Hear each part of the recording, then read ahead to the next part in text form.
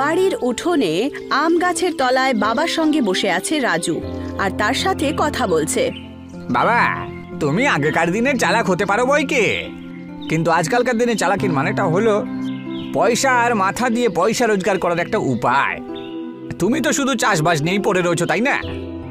বাবা, চালাকির ব্যাপারটা হলো গিয়ে লড়াই না করে জিত আর চিৎকার না করে উপায়। এরকম তো সবার কাছেই থাকে, কিন্তু বুদ্ধি সবার কাছে থাকে না। আরে তাহলে তুমি কোটিপতি হওনি কেন? এখনো পর্যন্ত সেই পুরনো খাট, সে একই রকম চায়ের কাপ। তক্ষুনি রাজুর মা চম্পা তাই বাইরে আসে। রাজু, কেউ নিজের বাবার সাথে এইভাবে কথা বলে?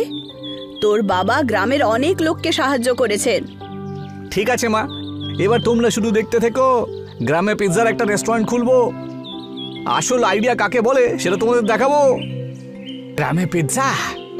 আর এখানকার মানুষজন তো আলু আর ভাত ফুটিয়ে খায় রে বাবা। তুমি বাদ দাও তো বাবা, আমি জমি বিক্রি করব আর বড় কিছু করব, বুঝলে? এটা শুনে চম্পা তাই তার স্বামী গণেশকে বলে, শোনো না, একবার ছেলেকে সেটাই করতে দাও যেটা ওর স্বপ্ন। খাটে বসে থাকা প্রধান মশাই বলিয়া সিং। এই যে গণেশ, আরে তুই তো জমি বিক্রি করছিস কেন? আসলে ছেলে বলে যে এখন আর জমি নয়, বরং পিৎজা চাষ করতে হবে। এর মানে হলো ওর মাথার মধ্যে বুদ্ধির চাষ খুলেছে, বুঝলি? গ্রামে নাকি পিৎজা। সে কি রে? গণেশ বাধ্য হয়ে রাজি হয়ে যায়। শহুরে পোশাক পরা একটি মেয়ে ঘরে ঢোকে। বাবা, এর সাথে দেখা করো, এ হলো নাতাশা, হোটেল ম্যানেজমেন্টের আমার সঙ্গী, বুঝতে পেরেছো? আর এখন হতে চলেছে আমার লাইফ পার্টনারও, বুঝেছো? আরে বাবা, বিয়ের আগে মেয়ে ছেলের ঘরে থাকে না। সন্ধ্যাবেলায় গণেশ এবং চম্পা রাজু এবং নাতাশাকে মন্দিরে বিয়ে দেয়। একটা ঝকমকে রেস্টুরেন্টে বহিরাগত শৈলীতে প্রস্তুত। রাজু, এখন সময় হয়েছে একটা সুন্দর রেস্টুরেন্ট চালানোর। আমাদের এই বুদ্ধি না গ্রামের মানুষের লোকজনকে একেবারে পাল্টে দেবে। রেস্টুরেন্টটি জমজমাট। তরুণ ক্রেতারা পিৎজা খাচ্ছেন। একদম শহরের মতো খেতে রে বন্ধু। চিজটা কিন্তু দারুণ খেতে, কিন্তু একটু বেশি ভারী ভারী মনে হচ্ছে। এর সাথে যদি একটু আলু ভাতে হতো না, তাহলে ব্যাপারটা পুরো মজে যেত, বুঝলি? 2-3 দিনের ভিড়ের পর গ্রাহকরা আসা বন্ধ হয়ে যায়। রাজু আর নাতাশা হিসেব কষছিল। রাজু, সব টাকা ফুরিয়ে গেছে। ইনগ্রেডিয়েন্ট কেনার জন্যও আমাদের কাছে টাকা নেই।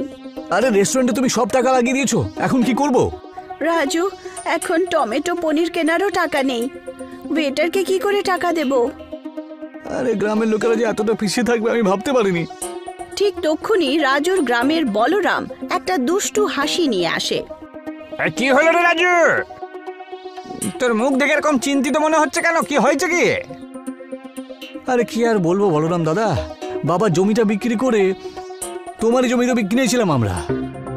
তারপর ভেবেছিলাম যে পিৎজা রেস্টুরেন্ট গ্রামের মার্কেট একটা বেশ ভালোই ব্যবসা করবে। 2-3 দিন তো বেশ ভালোই চলছিল, কিন্তু জানি না কেন গ্রাহকরা আসা হঠাৎ করে বন্ধ করে দিল। আর এখন আমাদের কাছে একদম টাকা বেঁচে নেই। আমার তো ভেবে ভেবে মাথাই খারাপ হয়ে যাচ্ছে। এখন আমরা কি করব? কি হবে এখন? আরে চিন্তা করছিস কেন রাজু? একটা কাজ কর, তুই আমার কাছ থেকে পয়সা ধার নিয়ে নে। না না বলরাম দাদা। আরে রাজু শোন, আরে চিন্তা করিস না তুই এত। আরে ধার নে না, যখন তোর ভালো ব্যবসা চলবে তখন তো আমি ফিরিয়ে দিস। আরে সুদ কিছু লাগবে না, বুঝেছিস? আরে গ্রামের লোকেরা সব নিজেদেরই তো হয় বটে। এত উদারতা কেন? শোনো খুকি, আরে গ্রামের মানুষের উপকার করলে আমার মনটা খুব ভালো হয়ে যায় গো। রাজু টাকা দেয়। চারদিকে তখন শুনশান নীরবতা। চেয়ার ফাঁকা, মশা উড়ছিল, খদ্দেরের চিহ্নই ছিল না। কি পিৎজা শুরু করেছে, পেটই ভরে না ঠিক করে, আরে জিভের মধ্যে আটকে যায়। আমাদের আলু ভাতে যে স্বাদ রয়েছে সেটাই টমেটোর খাবারে থরি আছে। বলরাম দূর থেকে রেস্টুরেন্টটাকে দেখছিল। বলরাম সেখানে এসে রাজুকে বললে রাজু নাতাশার সাথে আছে, আর রাজুকে বলে, রাজু তোকে যে পয়সা আমি দিয়েছিলাম না, সেটা আমাকে এখন ফেরত লাগবে সুদ সমেত, বুঝেছিস? এটা আপনি কি বলছেন বড়দাদা? আপনি তো বলেছিলেন যে আপনার সুদ টুদ লাগবে না। ওরে তুই চালাক নস রে, তুই হলি বোকা। আপনি কি সব বলছেন? আরে আমি তো সব সময় রাজুর বাবা গণেশকে ভেতরে ভেতরে হিংসে করতুম রে, কারণ গ্রামের লোক তো সবসময় গণেশের নামেই প্রশংসা করতে থাকে, যত সব। যখন আমি জানতে পারলাম যে গণেশের ছেলে রাজু গ্রামে একটা পিৎজার দোকান খুলতে চলেছে, তারপর একটা বড় রেস্টুরেন্টও খুলবে, সেটাও নাকি পিৎজার, আমি তখনই বুঝতে পেরে গেছিলাম রে যে ছেলে বাপের 12টা বাজিয়েই ছাড়বে। হ্যাঁ, আর সেই ফাঁকে আমি আমার খেলাটা দিয়ে দেব, বুঝলি তুই গাধা কোথাকার। কি বলতে চাইছেন আপনি? অত বকিস না, আমি তোকে যে পয়সাটা ধার দিয়েছিলাম সেটা আমাকে সুদ সমেত 1 তারিখের মধ্যে ফেরত দিবি। আর তুই যদি সেই পয়সা আমাকে দিতে না পেরেছিস, তাহলে কিন্তু তোর এই যে রেস্টুরেন্টটা রয়েছে না, আর এই জমিটা সব আমার হয়ে যাবে। এখন সিদ্ধান্ত পঞ্চায়েতে গিয়ে হবে, মনে রাখিস। এইটুকু বলে বলরাম কঠোর অবস্থায় ওখান থেকে চলে যায়। আর ওনার ওখান থেকে যাওয়া মাত্রই রাজু মাথা নত করে ওখানে আসে। বাবা, তুই যা বললি আমি সব শুনেছি, বুঝেছিস? যখন তুই রেস্টুরেন্ট তৈরি করার জন্য বলরামের জমি কেনার কথাটা বলছিলি না আমাকে, আমি তখনই তো তোকে বারণ করেছিলাম, কিন্তু তুই আমার কথা শুনিসনি। তার উপর তুই আমাকে না জিজ্ঞাসা করে ওর থেকে টাকাও ধার নিয়েছিস।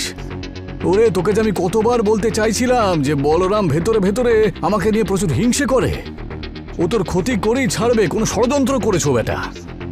তুমি ঠিকই ছিলে বাবা, এখন আর কিচ্ছু নেই আমার হাতে। এখন সুদ সমেত টাকা চাইছো আমার কাছে। একদিনের মধ্যে ফেরত দিতে না পারলে রেস্টুরেন্টটাও চলে যাবে, আর হয়তো বাড়িও। এখনো পর্যন্ত তোর যা ইচ্ছে তুই তাই করেছিস, এবার তুই আমার কথা শুনবি। এখন তুই সেটাই করবি যেটা তোকে আমি বলবো। আচ্ছা বাবা, কাল থেকে কিচেনে বেগুন পোড়া হবে আর আলু ভাতেও, আর এই দুটো মাখা পিৎজার ভেতরে দেওয়া হবে।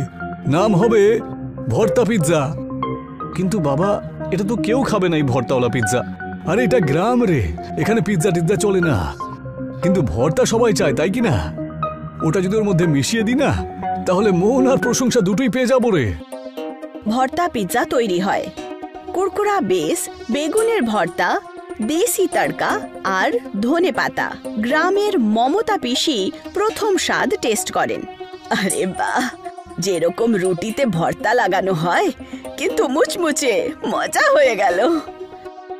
আস্তে আস্তে গ্রাহক আসতে শুরু করে। কয়েকদিন পরেই রেস্টুরেন্টে ভিড় জমে যায়, চারদিকে হাসির পরিবেশ হয়ে যায়।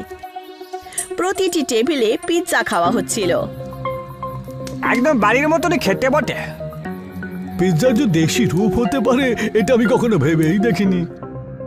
রাজু আর নাতাশা রান্নাঘরে ব্যস্ত ছিল। বলরাম দূর থেকে রেস্টুরেন্টে ভিড়কে দেখছিল। আরে বুড়ো গণেশটা আবার খেলা পাল্টা দিল। তক্ষুনি রেস্টুরেন্টের ভেতর থেকে রাজু আর নাতাশা বলরামের কাছে আসে। বলরাম প্রচন্ডভাবে পিটপিট শুরু করে। রাজু ব্যাগটা বলরামের দিকে ধরিয়ে দেয়। এই নাও তোমার পয়সা, সুদ সমেত। আর জীবনে একটা কথা মনে রাখবেন, কাউকে হিংসা করে আপনি কখনোই সফল হতে পারবেন না।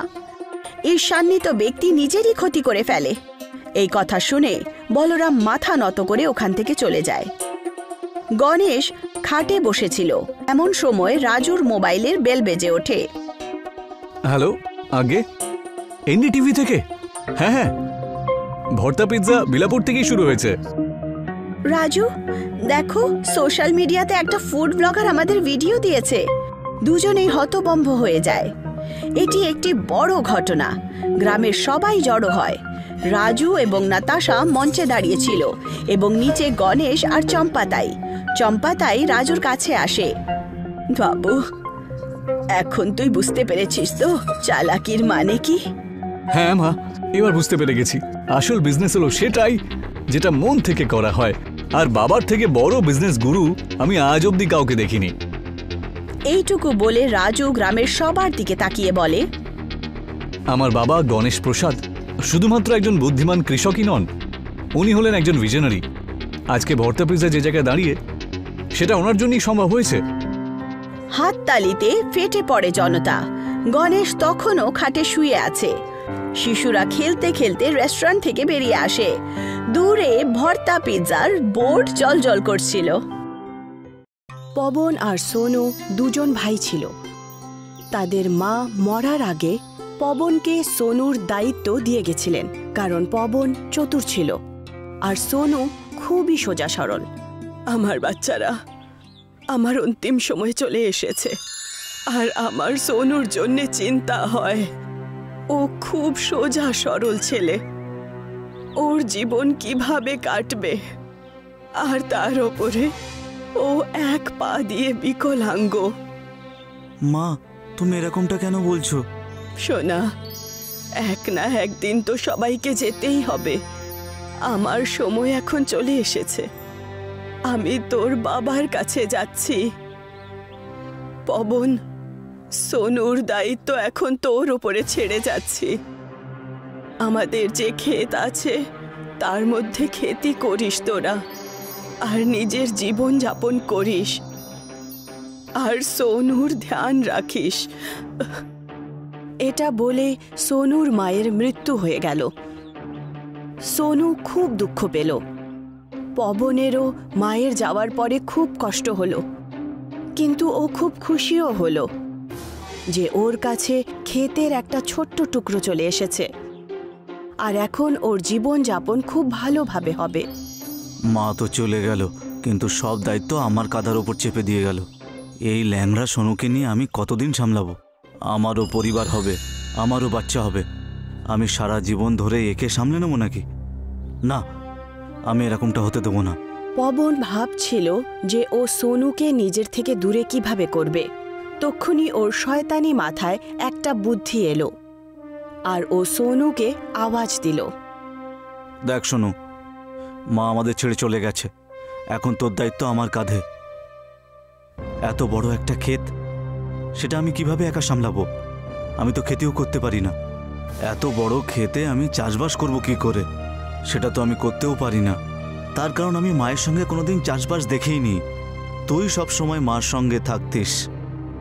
মা আমাকে চাষবাস করতে দিতই না, আমাকে সব সময় পড়াশোনা করতে বলতো। দাদা, তুমি চিন্তা কেন করছো? আমি পুরো ক্ষেত সামলে নেব, তুমি তোমার পড়াশোনায় মন দাও। সোনু, তুই কত ভালো।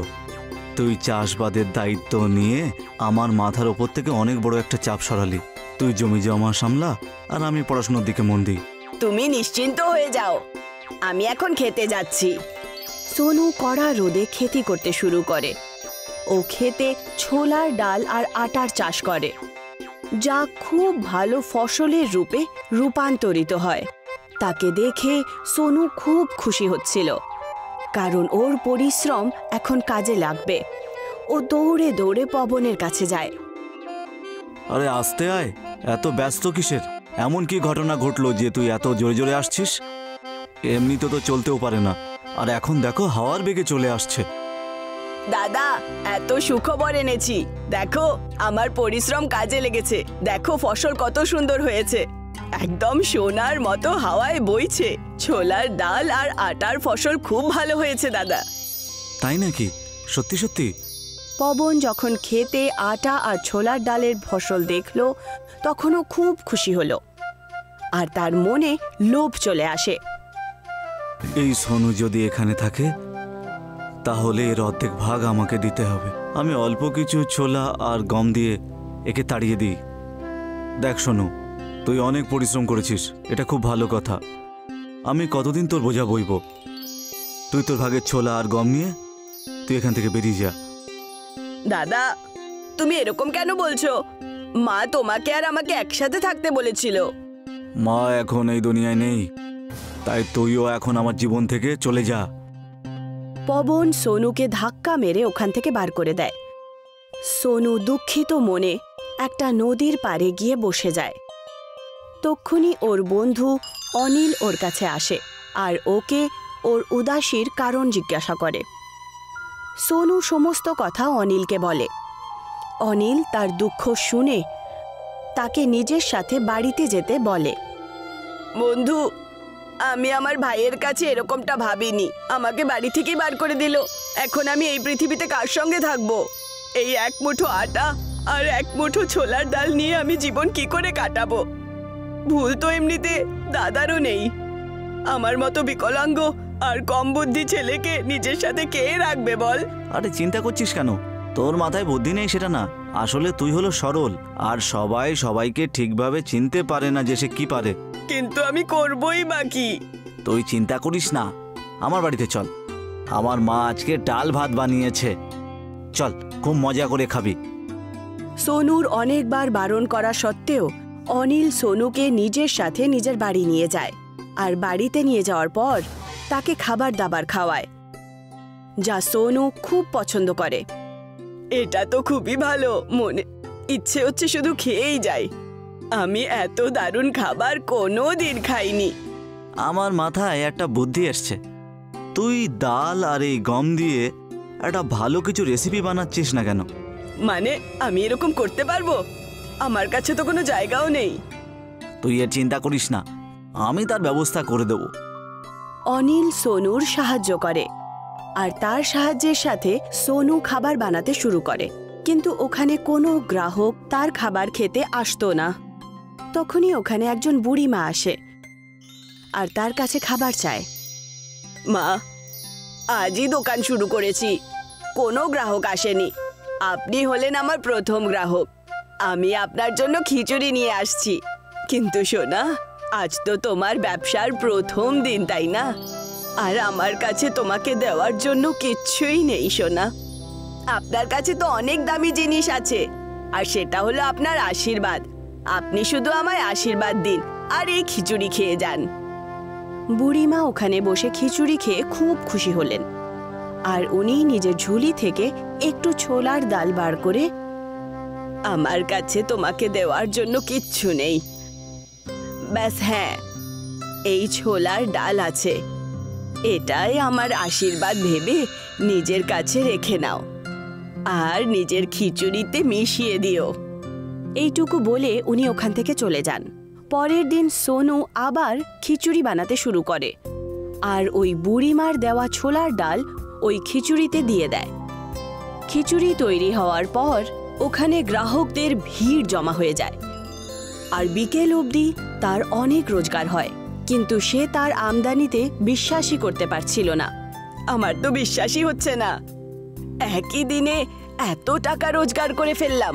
কাল রাত অবধি তো একটা গ্রাহকও ছিল না এখানে। এসব হলো তোর ভালো কর্মের ফল। তুই যে ওই বুড়িমাকে খাবার খাইয়েছিলি, তার বদলে উনি যে ডাল দিয়েছিল, তার জন্যই সবকিছু হয়েছে। ও ডালের রূপে তোকে আশীর্বাদ দিয়ে গেছেন। এবার তুই অনেক কামাই করে একেবারে মালামাল হয়ে যাবি। এখন এই ডালের রেসিপিটা জাদুই হয়ে উঠেছে। সোনু এই কথাটা জেনে খুব খুশি হয়, আর সে নিজের পরোপকার জারি রাখে। খিচুড়ি সবাই পেট ভরে খেত, আর যখন বিকেলে খিচুড়ি বেঁচে যেত, সেই বেঁচে যাওয়া খিচুড়ি সে তাদের মধ্যে বিতরণ করে যাদের ঘরে খাবার জন্যে টাকা পয়সা থাকে না, ও গরিবদের মধ্যে এই সমস্ত খিচুড়ি বিতরণ করে দেয়। এখন ওর রোজগার অনেক বেশি বেড়ে যায় আর খুব ধনী হয়ে ওঠে।